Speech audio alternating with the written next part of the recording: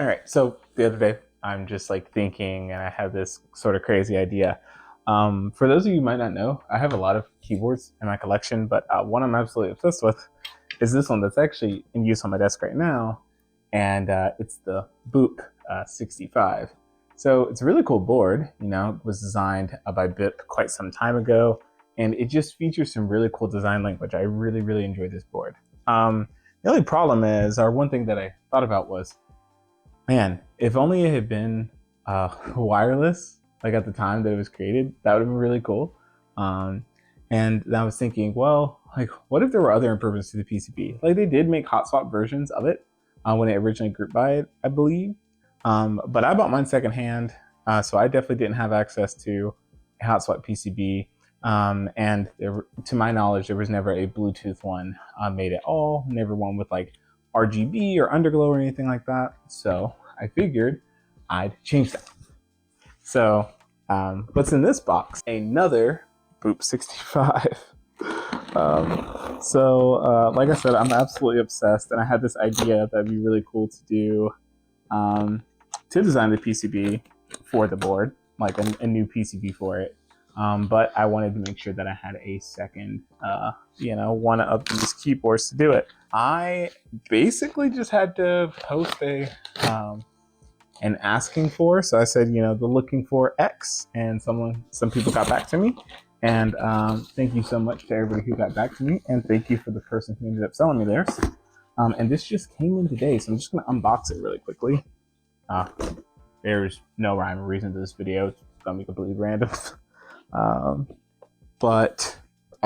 it seems like they shipped it in the original box. So they did already pre-build the unit. You can see some of the gaskets are missing, which is fine. They include the foams. Foam, PE foam, all that good stuff. But I know you're wondering, well, you already have the black one, so what color did you get?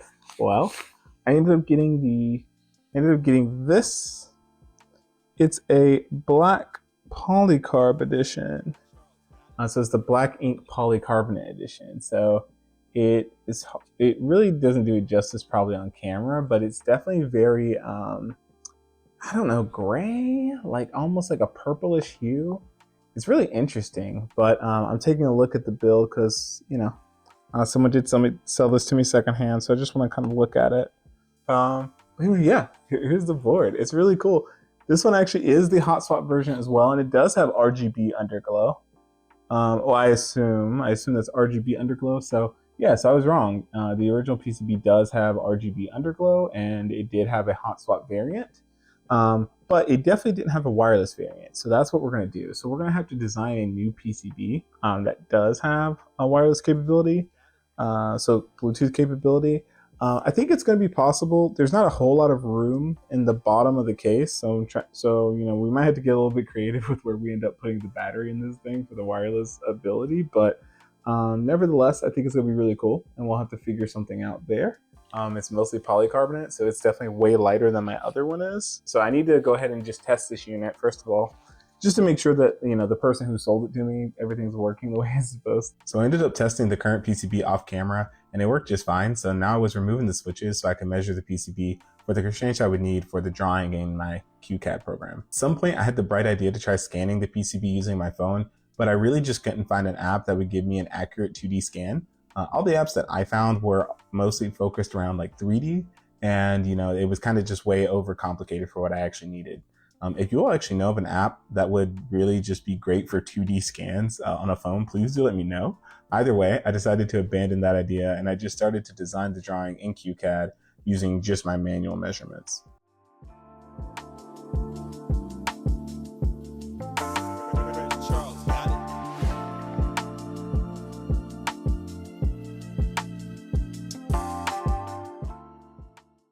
Once I got a good first draft, I printed out the design to scale and compared the original PCB to the prints. This was an idea that I got from a video I watched like a long time ago, and I'm really glad I saw that happen before, because it was a really great way for me to actually sort of compare the PCB to my taken measurements. At this point, the first draft was actually pretty good, but I did still need to make quite a few adjustments, and the more I can make at this stage, the better. because it's going to be pretty expensive once I order PCBs just to find out that, some pretty basic measurements were off. Now, once I did more adjustments to the PCB, I decided to start modeling the plate. This was mostly straightforward because it kind of was just a projection of the actual PCB outline that I started with. But I'm not going to lie, I kind of did struggle to get the geometry right on this plate, specifically around the edges. Maybe it's just because I'm not very good at CAD, but either way, as you all can see, it was a constant dance of measuring and drawing until I finally got something that I was happy with. All right, so at this point, you all have seen me start to really work on the PCB. I think I've done the hardest part, which is just trying to get all the measurements and everything together. So I think we're good there.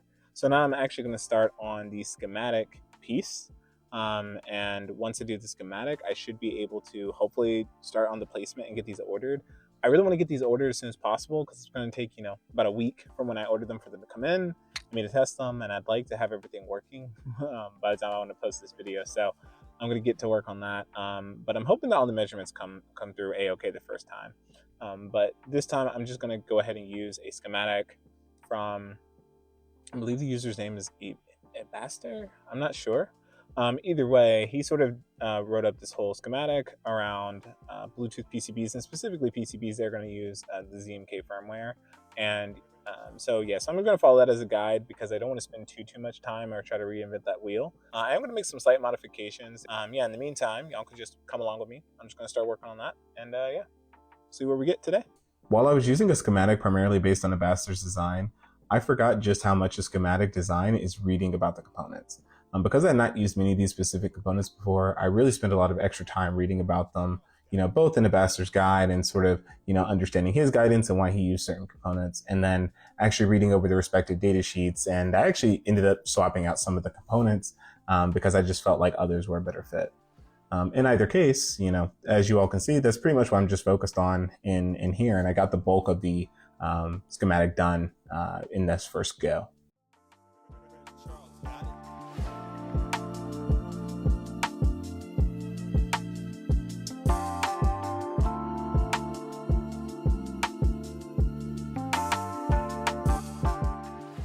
The last bit I had to add were the LEDs.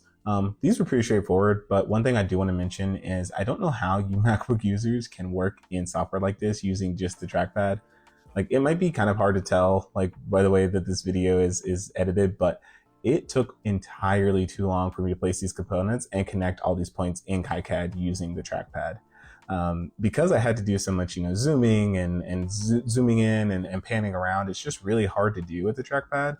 I just don't understand how anybody can get work done primarily using the trackpad in software like this.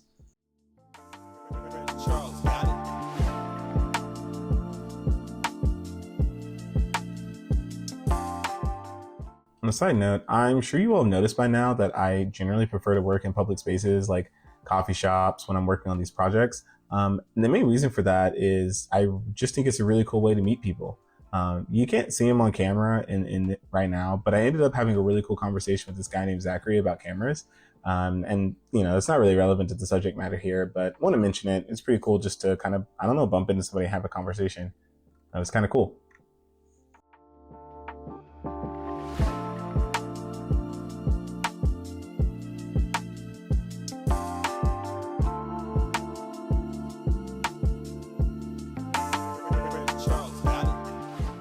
Next thing I knew, I wrapped up the schematic and I was ready to move on to the PCB placement and routing.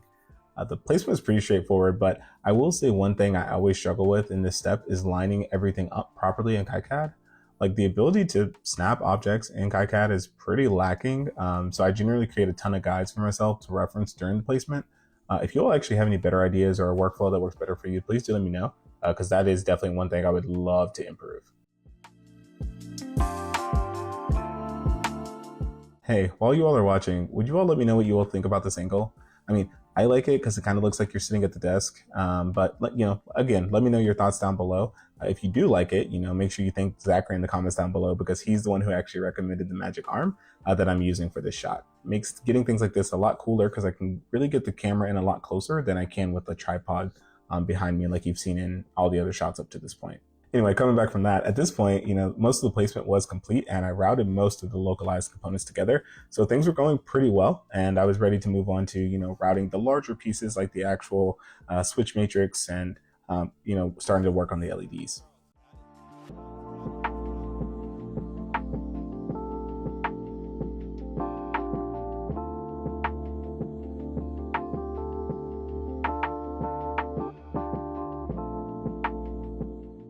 It's been a while since I've routed a keyboard. Man, I mean, it's a lot.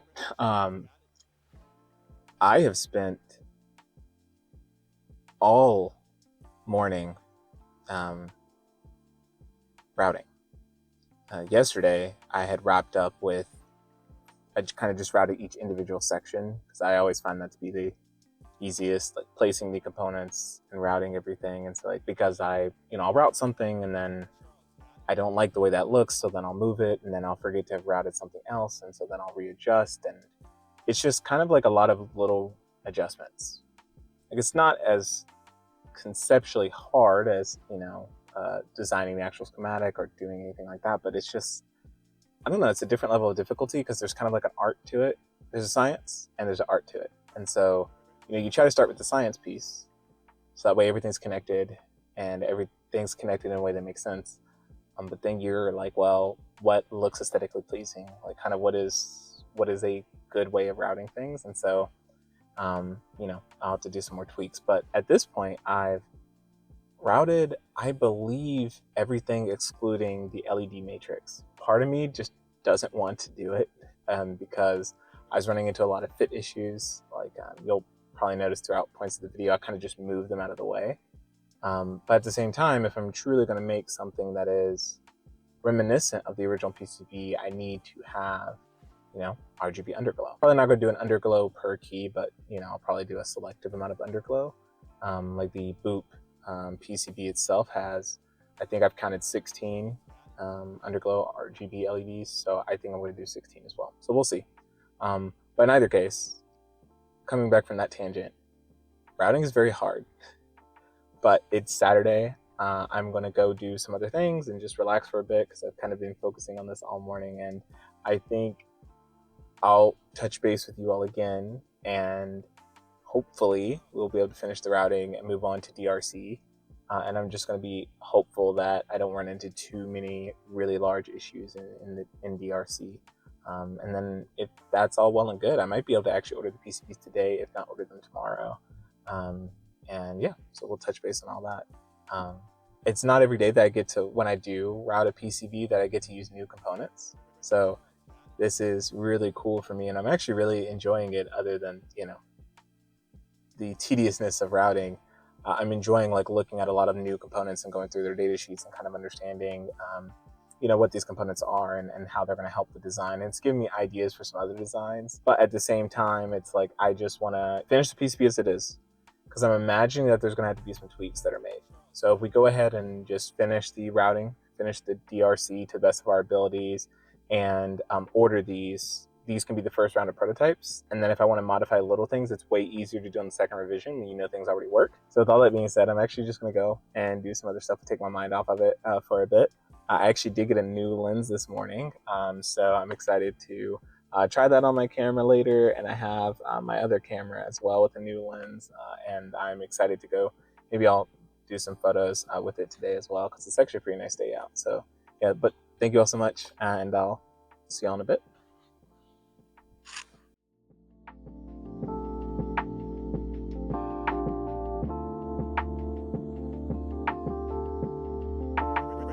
Charles, got it. So it was a horrible idea to save routing the LEDs until after I routed the switch matrix.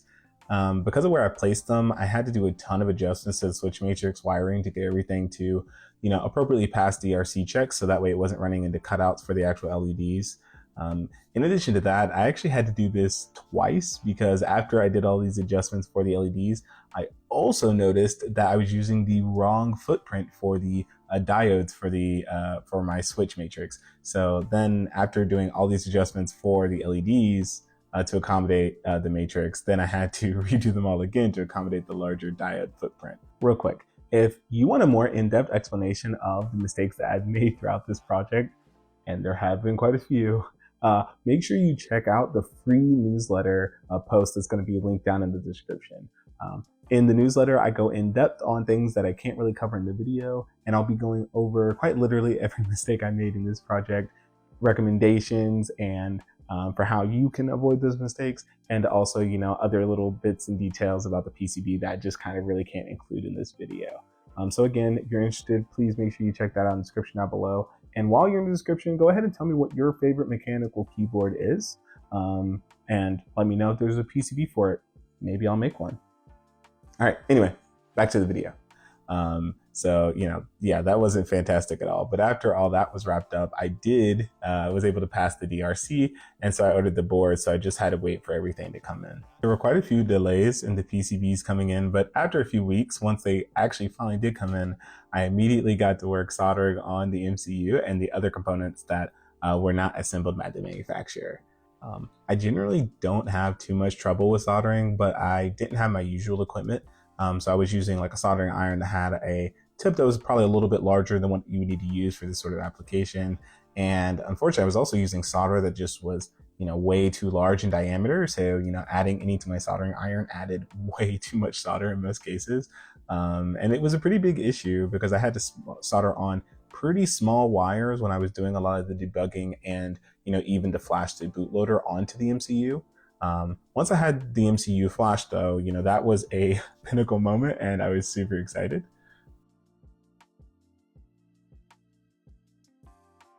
Oh my god, it finally fucking works. Like this wiring finally fucking like I could read it. It's doing it. It read it. Ah. Ah. Once I had the bootloader, I needed to create the ZMK firmware. So I'm not really going to cover that process here because I'm sure for most people out there watching this video, that would be incredibly boring. But if you all are interested in learning more about ZMK firmware, let me know down below and maybe I'll make a blog post about it. I'm talking a little bit more in depth about that process and my experience with it. In either case, after I finished getting everything set up, I was able to get a firmware that was working for the matrix, and you can see me testing that out here for the first time. The last test I had for the functionality of the PCB itself was to get the LEDs working. So this took the longest amount of time to debug, and not going to go into the full details. Like I said, it will be in the newsletter down below. But the TLDR is, I think I had a grounding issue with the logic line that I used to drive the LEDs. If anybody actually knows of a best way to debug things like data lines on a PCB, please let me know. Because unfortunately, the best thing I had was, my multimeter, so I could read voltages, but that doesn't really help you when you're trying to debug a digital signal. In either case, like I said, if you know anything better, please let me know. But eventually, I did get all the LEDs working, and I think I have a pretty good path forward for fixing those in the next revision. All right, so now let's talk about what I know you all are probably wondering. Yeah, Shandon, the PCB works, but does it actually fit in the case? And well, kinda. I'll start by saying I was actually pretty blown away by how close all the measurements were. Things like the USB cutout and the top PCB cutouts were spot on. But unfortunately, it did not fit down in the case right away because the cutouts at the bottom were just slightly off. So I did have to file those down to get it to fit. But outside of that, it actually fit in pretty well. The only other thing I found that was kind of slightly off in terms of positioning was one of the PCB to plate mount screw holes. So that's something else I'll need to adjust for the next revision as well.